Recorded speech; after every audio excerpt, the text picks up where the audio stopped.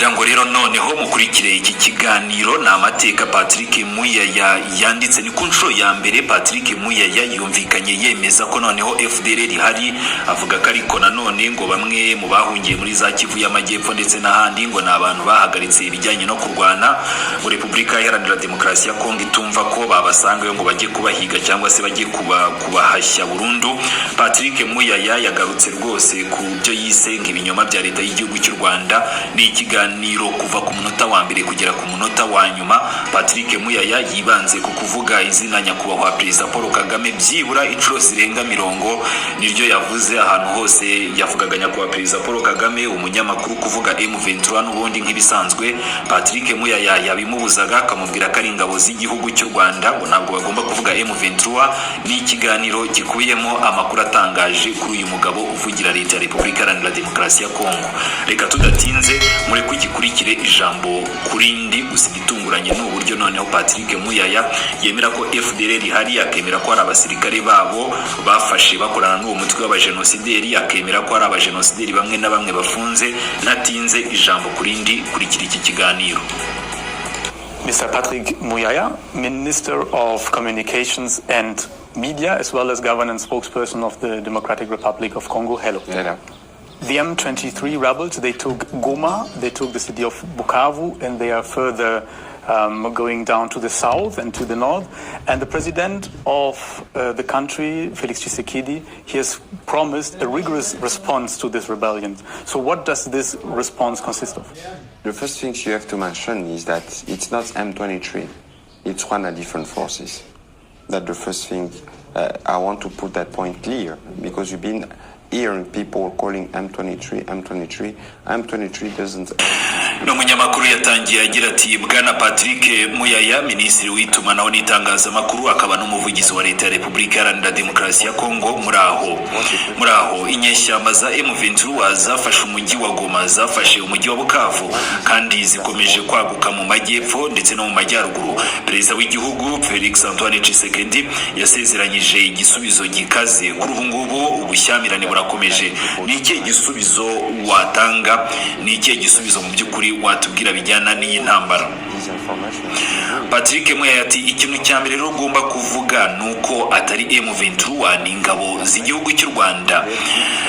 Ni umutwe rero mu by'ukuri ukomeye cyane. Icyo kintu rero nicyo cya mbere nshaka gusobanura neza, kuko abantu buri gihe bahora bumva ngo M23, ariko M23 nta bikoresho bya gisirikare nk'ibi ngibi ifite, nta bushobozi bwa tekinoloji igezweho kuri ubu ngubu bwo kurwana ku butaka bwacu bafite. Icya kabiri, ibyo perezida yavuze turimo kubikoraho, turakora mu mpande zitandukanye. Intambara ntabwo ari urwego rwa gisirikare gusa, ahubwo nakubwira ko ari n'urwego rwa diplomasi ndetse rero no mu itangazamakuru hose. Nk'uko mubizi, u Rwanda ni igihugu mu by'ukuri kigizwe n'ibinyoma. Buri munsi barakwirakwiza ibihuha n'amakuru atariyo. Iyo rero n'indi ntambara turimo kurwana nayo mu rwego rw'amategeko.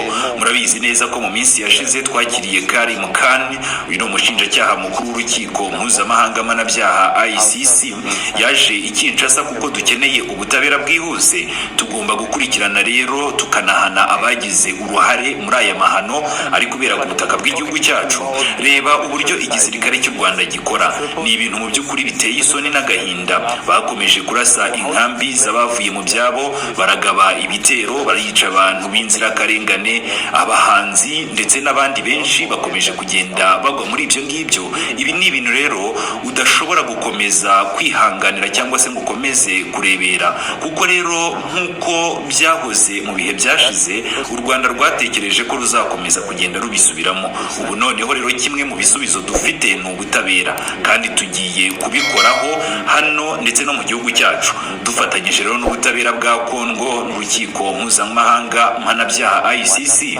Iyo rero uvuze ku rwego rwa gisirikare, menya ko igihugu cyacu cyubakiye ku bintu bitandukanye kandi cyariyubatse ku rwego rwo hejuru, kikubye gatatu mu nzego zitandukanye, haba mu ngengo y'imari yacyo ya gisirikare mu myaka 3 ishize yikubye nayo inshuro nyinshi. None se wasobanura gute ukuntu umujyi ku wundi bikomeje kugenda bigwa mu maboko y'umwanzi? Uwo ni umunyamakuru akomeza agira ati uko byagenda kose iyi situation cyangwa se iki kibazo ndagira ngo ubisobanure mu buryo buri wese abyumva. Ingabo za Kongo zirarwana gute?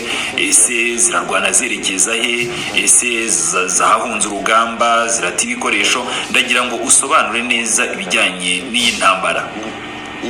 Patrick Muyaya ati ntukibagirwe ko igisirikare cyacu cyayobowe nyuma y'ihirima rya Mobutu Sese Seko na General James Kabarebe w'igihugu cy'u Rwanda, umusirikare kuri ubu ngubu uri ku rutonde rw'abafatiwe ibihano na Leta Zunze Ubumwe za Amerika nyuma y'amasezerano yasinywe hagati y'impande zitandukanye harimo n'imitwe y'inyeshyamba. Habayeho icyo twakwita mixage, ni mu rurimi rw'igifaransa. Ibi rero bisobanuye ko twahuje abasirikare baturutse impande zitandukanye, cyane cyane rero abavuye mu mitwe nka RCD, MRC ndetse rero n'igisirikare gisanzwe cyariho ku butegetsi bwa Kabila. Ibi rero byagize ingaruka zikomeye cyane ku miyoborere y'igisirikare. Ubu rero turi muri manda ya kabiri y'umukuru w'igihugu. Watekereza ko rero mu myaka 5 gusa hashobora kurangizwa impinduka zose z'igisirikare? Oya, ntabwo byakunda. Twatangiye izo mpinduka.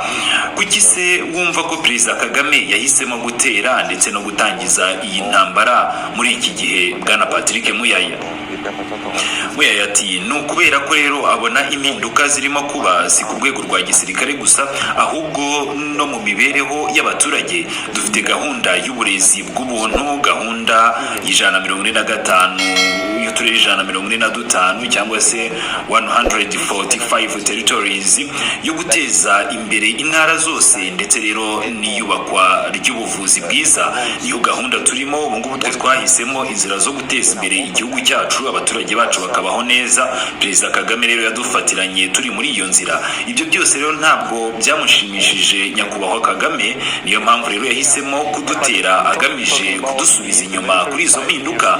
Twafashe gahunda yo kugira ngo duteze imbere abaturage bacu, bigira ubuntu, bavurirwa ubuntu ndetse n'ibindi. Yarabibonye rero kuko yabishyizeho mu gihugu cye bimuteza ishyari, ahitamo rero kudutangizaho intambara adufatiranye turi muri iyo gahunda yo guteza imbere igihugu. Ariko nanone tugiye gukomeza reform twatangiye, cyangwa se gahunda zose twatangiye tugiye kuzikomeza kugira ngo tugire igisirikare gikomeye. Umunyamakuru ati Perezida wa Repubulika y'igihugu cy'u Rwanda nyakubahwa Perezida Paul Kagame ntiyigeze avuga ko ashyigikiye izo nyeshyamba muhora muvuga, ariko kandi hari raporo nyinshi zivuga ko inyeshyamba zifite intego zo guhirika ubutegetsi mu gihugu cy'u Rwanda, zirimo nk'ikibazo cy'imitwe ya FDLR igizwe ahanini n'abahoze ari abasirikare bakoze jenoside yakorewe abatutsi. Vuba aha ngaha bamwe muri bo bajyanywe mu gihugu cy'u Rwanda n'izo nyeshyamba za M23 bivugwa ko muhanganye. Twarabibonye mu binyamakuru ndetse n'amashusho babambukana ku mupaka. Ibyo se ntibigaragaza ko mu by'ukuri hari ikibazo gikomeye cyane ku butaka bwanyu bwa Repubulika Iharanira Demokarasi ya Kongo? Patrick Muyaya ati oya, tugomba gukomeza gusobanura neza. Nabigarutseho kenshi ariko ndagira ngo nongere mbigarukeho nk'uko nabivuze mbere. U Rwanda mugomba kumva isi yose ko ari igihugu cy'ibinyoma. Mwibuke ikiganiro Perezida Kagame aheruka kugirana na CNN. Bamubajije ibyerekeye ingabo ze ziri ku butaka bwacu, ati ese waba wibuka igisubizo yasubije? Yaragize ati ntabwo mbizi, ariko nanone biragaragara ko we abizi neza kurusha n'undi wese ko abasirikare be bari mu gihugu cyacu ku butaka bwa Kongo. Bamwe muri bo barahapfira umunsi ku wundi, kandi rero abenshi ntibagira n'ibiriyo cyangwa se ntabwo bajya bunamirwa ngo bashyingurwe mu buryo bwo kubasezeraho mu cyubahiro byubahisha imva zabo, ngo babubahishe n'imiryango yabo. Icyo rero ni ikintu mu by'ukuri cya mbere gikwiriye kugaragaza ko u Rwanda ari igihugu cy'ibinyoma. Icya kabiri, ibyo mwabonye ku wa gatandatu ushize ni igihamya simusiga. Tekereza umuntu uvuga ko amaze imyaka 30 arwana nk'uko Perezida Kagame ahora abyivugira, none yambaye rwose imyenda ya gisirikare. Ni ibintu mu by'ukuri bigaragara ko ari amayeri y'itangazamakuru, gusa nanone agamije gushaka impamvu yo kwemeza impamvu arimo gutera ndetse no kwica abaturage bacu. Bariya mwabonye ngo bamaze imyaka 30 barwana bambaye impuzankano nshyashya, byose bibaho.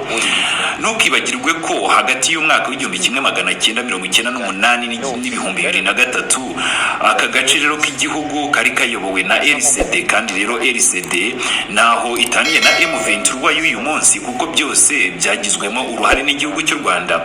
None se bagize iki cyangwa se bakoze iki ngo barwanye FDLR y'icyo gihe, ko RCD ari igihugu cy'u Rwanda niyo M23 akaba ari igihugu cy'u Rwanda? Bahamaze imyaka irenga 20 kuki nta kintu bakoze ngo barwanye iyo FDLR yabo?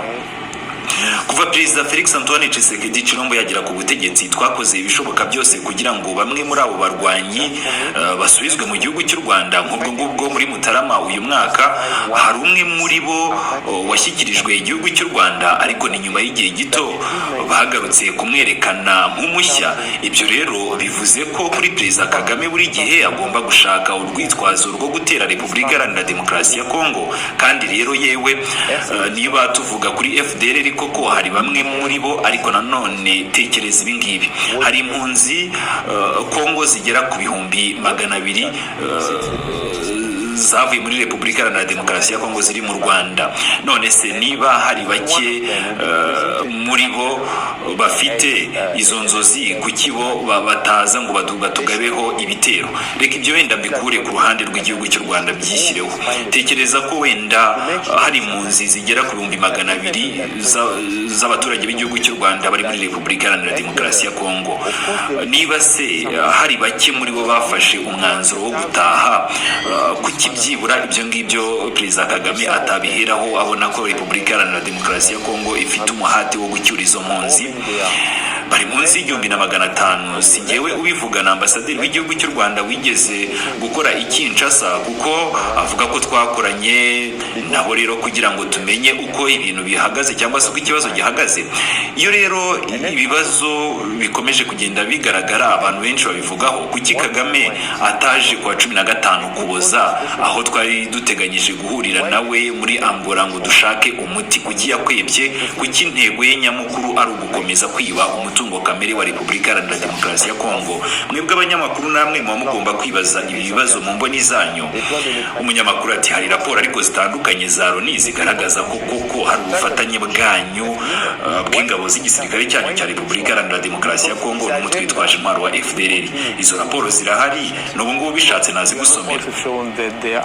Patrick Muyaya ati reka nkwereke noneho ikintu kimwe: hari bamwe mu basirikare bakuru ba Kongo bari muri gereza kugeza uyu munsi kubera ko bafashwe bakorana n'iyo mitwe yitwaje intwaro ya FDLR. Ibyo bivuze ko rero mu by'ukuri tudahakana icyo kibazo, ariko twamaze kwemera ko tugomba kugikemura. None rero niba uvuga ko FDLR iri Bukavu, ese tuvuga iki twebwe? Ese koko wumva ko abantu bose bahoze mu mitwe bagomba gukomeza kuba ikibazo? Twebwe nka Repubulika Iharanira Demokarasi ya Kongo twemera ko FDLR ihari koko, nibyo, kuko hari abasirikare twagiye dufunga ndetse hari na bamwe bo muri iyo mitwe ya FDLR twafunze. Ntabwo duhakana ko FDLR ihari, ariko kandi hari abahindutse abaturage tutagomba gukomeza kwirukaho.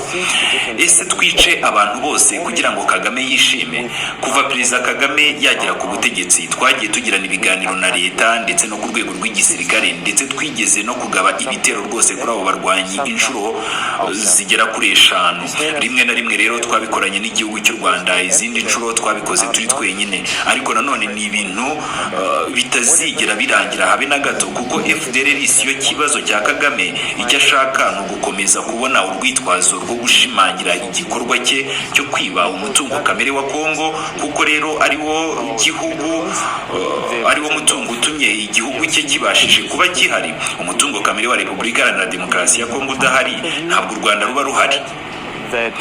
Umunyamakuru ati Perezida wa Repubulika Iharanira Demokarasi ya Kongo Felix Antoine Tshisekedi Tshilombo aherutse kuvugira mu kiganiro cya The New York Times ko igihugu cye gifite umutungo kamere ukomeye cyane, kandi ko igihugu cye na Leta Zunze Ubumwe za Amerika bikwiye kugirana amasezerano ku bijyanye n'amabuye y'agaciro.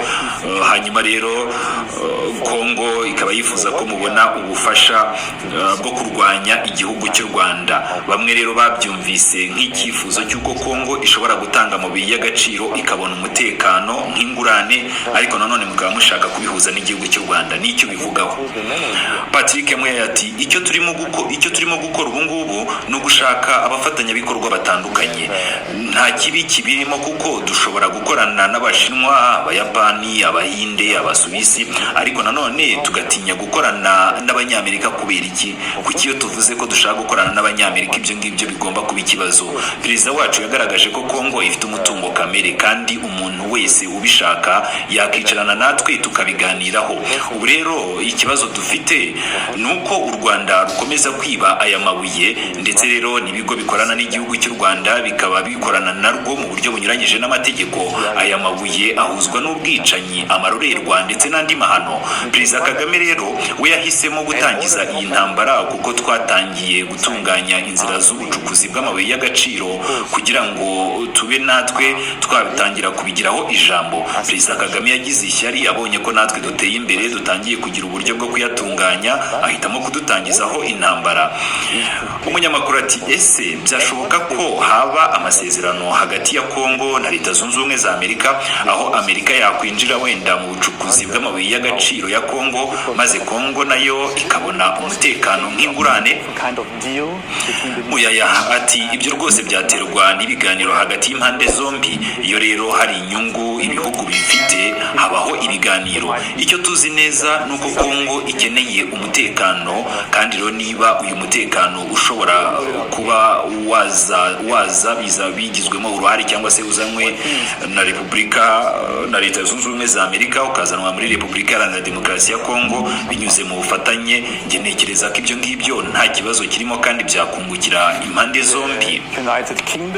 Umunyamakuru ati ibihugu nk'Ubwongereza, Canada, Ubudage ndetse n'abandi byamaze guhagarika inkunga y'iterambere, aho rero umuryango w'ubumwe bw'Uburayi EU ukaba ukirimo kugira amakenga ku bijyanye no gufata ingamba zikomeye. None se mwebwe mwiteze iki kuri ibyo ngibyo?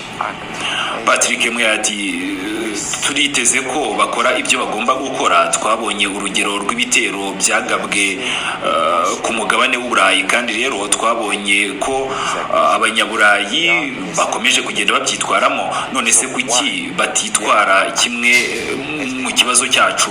Urugero mwabonye ibyabagabweho i Burayi, ndetse kandi twabonye ko mwabyitwayemo. Aha ndashaka kuvuga Ukraine ndetse n'Abarusiya. Iwacu se kuki wumva ko ho batabyitwaramo gutyo? Turashima ariko nanone intambwe zimwe zatangiye guterwa, ariko turabizi ko bidahagije. Kandi rero Perezida Kagame ubwe yavuze ko ibihano bitamubabaza kandi bitamubuza gukora ibyo akora. Ibi rero biragaragaza ko adashishikajwe n'amategeko mpuzamahanga. Bityo rero ubumwe bw'Uburayi bugomba gufata ingamba zikomeye cyane kugira ngo Kagame yakure ingabo ze muri Kongo vuba na bwangu. Turimo kwishimira ko hari intambwe zimwe zatangiye, ariko nanone turashaka ko bigera no ku rwego rwo hejuru kugira ngo Kagame agire igitutu gihagije cyo gusubiza ingabo ze mu gihugu cy'u Rwanda. Umunyamakuru ati ni ibihano bishingiye kuki mwebwe mwifuza ubundi?